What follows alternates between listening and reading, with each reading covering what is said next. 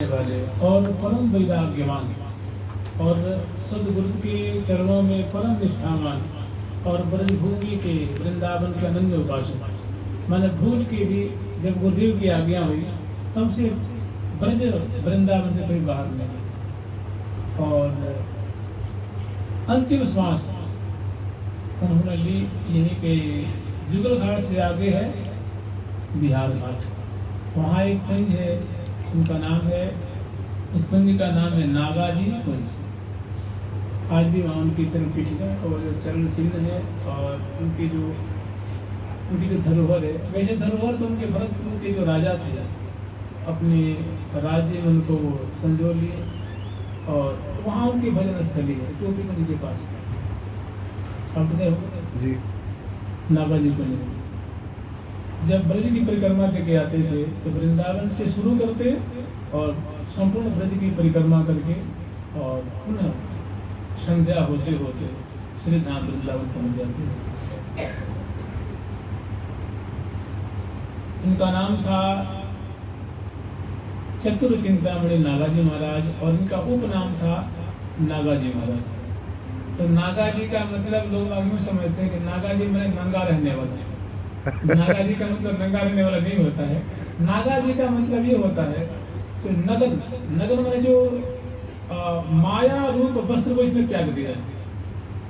आसक्ति, मोह, ममता, ईर्ष्या, अहंकार आदि ये जो हेय गुण है, हेय गुण रूप वस्त्र को इन्होंने त्याग दिया, उसको कहते हैं नगन। माने वैराग्यवान। तो कहते हैं नागाजी महाराज, कोई कहते हैं नागाजी मतलब त्यागी थे। मतलब त्यागी का मतलब सुस्त त्यागी नहीं है। ये बड़े ही ब्रज वृंदावन के रस में उपासकों में से एक अन्यतम उपासक थे। मैंने ब्रज के मुकुटमणि थे, वृंदावन के मुकुटमणि संत थे। इनका जन्म ब्रज के एक विशेष गांव पैगाम में इनका हुआ था और बालकपन से ही इनका ठाकुर जी में बड़ा अपनापन था, बड़ी रुझान थी इनकी। धीरे धीरे बड़े हुए उनके माता पिता ने, क्योंकि आख्यान तो बहुत बड़ा मतलब बहुत बड़ा है, चाहे तो 3-4 दिन लग सकता है, 2-2 घंटा 1 घंटा अगर करें तो हमें करना मात्र 10-15 मिनट। तो गुरुदेव को इनके माता पिता ने समर्पित कर दिया और गुरुदेव इनको लेकर के चले गए। हरियाणा में एक गाँव है, वहाँ लेके चले गए। वहाँ गुरुदेव का बहुत बड़ा आश्रम था। तो गुरुदेव की आज्ञा मान करके और गुरुदेव की सेवा में अपना तन मन संपूर्ण इन्होंने समर्पित कर दिया। गुरुदेव ने इनको परंपरा के अनुसार जो निम्बार्क भगवान की परंपरा में जो उपासना की पद्धति है, मंत्र दान की जो पद्धति है, उस मंत्र दान की पद्धति के अनुसार इनको जो हमारे यहाँ प्रथम मंत्र शरणागत मंत्र सुनाया जाता है, गुरुदेव ने इनको शरणागत मंत्र सुना दिया। और ये गुरुदेव को सर्वोपरि मान करके गुरुदेव की आज्ञा का पालन करने लगे। वहाँ गुरुदेव का बहुत बड़ा आश्रम था और गुरुदेव के आश्रम से लगी हुई बहुत खेती थी, गौशाला थी, संतों का आवागमन सदा हुआ करता था, अर्थात संत सेवा भी हुआ करती थी। तो गुरुदेव की आज्ञा के अनुसार गायों की सेवा करते थे और संतों की सेवा करते थे और इतना करते हुए मानसी सेवा करते हुए नाम जाप किया करते थे। बहुत दिन व्यतीत हुआ, एक बार एक कोई संत आए हुए थे गुरुदेव के आश्रम में, उनके गुरुदेव का दर्शन करने के लिए पधारे थे। तो उस समय ये नागाजी महाराज जो मंदिर की खेती थी उसमें गायों के लिए चारा आदि उसमें उगाया जाता था, तो वो चारा लेने गए हुए थे और चारा के जो गट्ठर है और जो बोझ को लेकर के आ रहे थे और हृदय में प्रिया कृष्ण को लाल ला रहे थे, उनका नाम ले रहे थे। वो ऐसे उस प्रिया कृष्ण की सेवा में ऐसे मग्न थे कि जैसे कोई मतवाला चलता है, ऐसे इनका डग जो है संभल के नहीं चल रहे थे, एक मतवाले के समान चल रहे थे और अपनी मस्ती में नाम लेते हुए और प्रिया कृष्ण को अपने हृदय रूप कुंज में लाल लड़ाते हुए और जो आश्रम की जो हाथा होता है ना, जो घेरा होता है, उस घेरा में प्रवेश किए और गुरुदेव की थोड़ी दूरी पे आकर के उस चारे के बोझ को पटके उसके पहले ही, मतलब अभी आश्रम में घुसने से 100 कदम पहले, 80 कदम पहले ही वो जो संत आए हुए जो गुरुदेव से कुछ बात कर रहे थे, वो गुरुदेव की दृष्टि पड़ी नागा जी पे जो बोझ लेके आ रहे थे। तो उन्होंने कहा कि भैया तुम्हारा चेला तो सिद्ध हो गया। हमने कहा कैसे महाराज? तो देखो ना, जो बोझ लेके आ रहा है ना, बोझ उसके सर से एक हाथ ऊपर चल रहा है, एक हाथ ऊपर चल रहा है, मैंने इसके मस्तक पर तनिक भी बोझ का कोई भार नहीं। और देखो इसका मतवालापन, देखो न कैसे मतवाला जो चल रहा है। प्रिया प्रीतम के रंग में रंगा हुआ है, नाम अमृत का आचरण कर रहा है, और देह की शुद्धि नहीं है, और सेवा में कोई खोट नहीं, सेवा में कोई लापरवाही नहीं हो रही। ठीक है, देखो प्रिया पत्नी की कृपा से इसका भार जो है, बोझ का भार ऊपर ऊपर ऊपर में चल रहा है।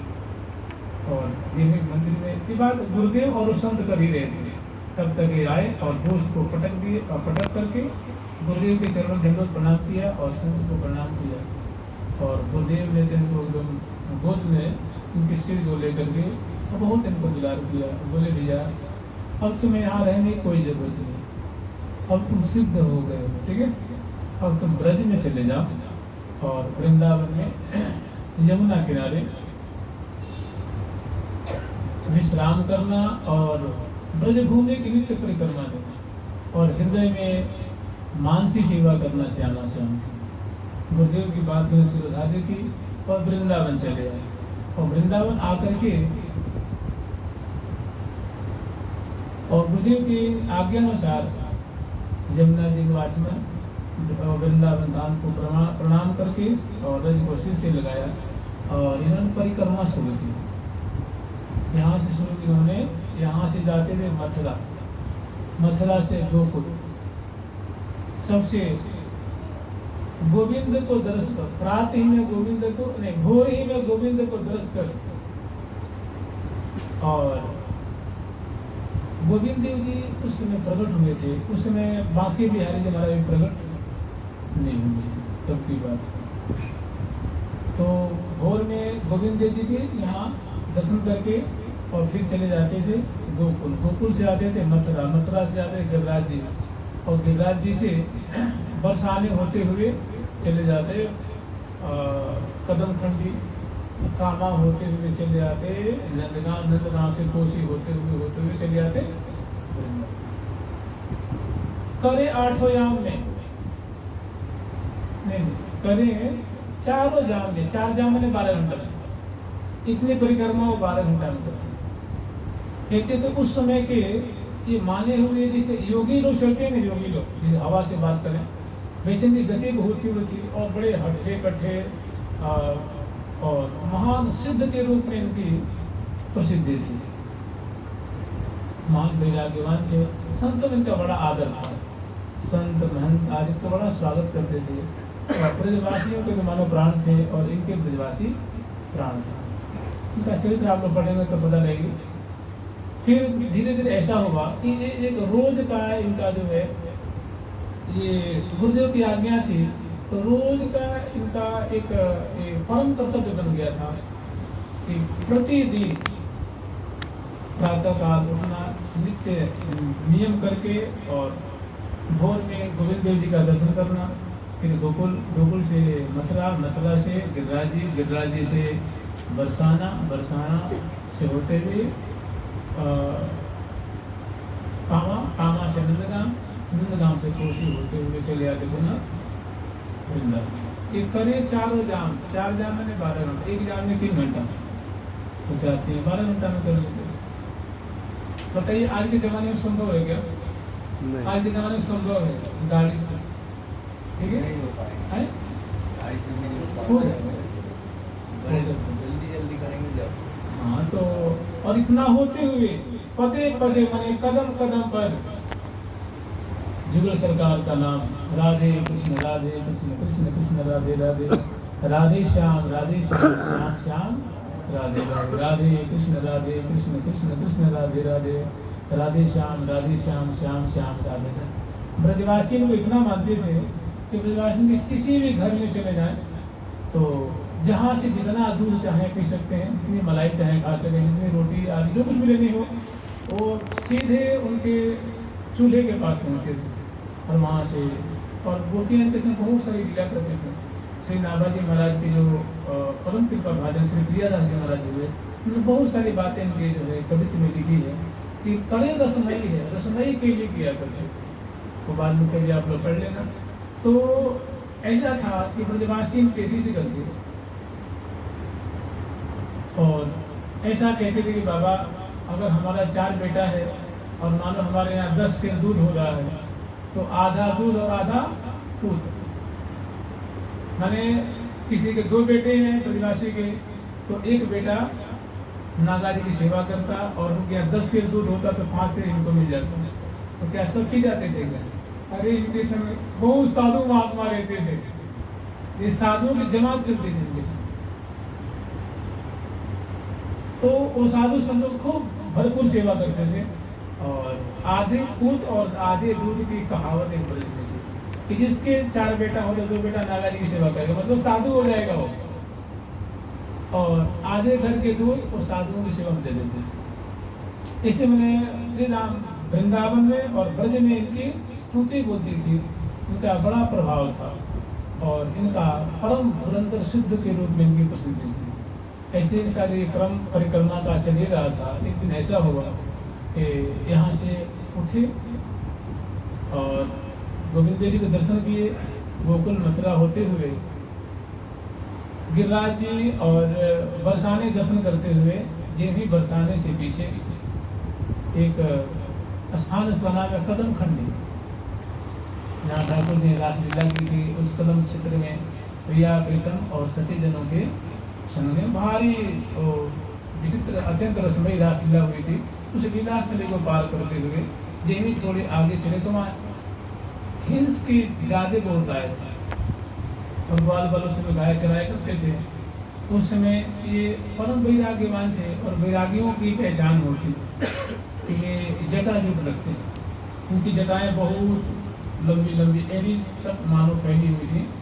एकाएक और जब चलते थे, जब परिक्रमा देते थे तो एकदम नाचते हुए उछलते हुए, जिनके हृदय में प्रिया प्रीतम करोल कर रहे हो, रसना पे नामामृत चल रहा हो और हृदय में श्यामा श्याम के माधुर्य का आस्वादन करते हुए इनको देख के कहते हैं तन मन रही ना संहार, तन मन का संहार नहीं रहता था।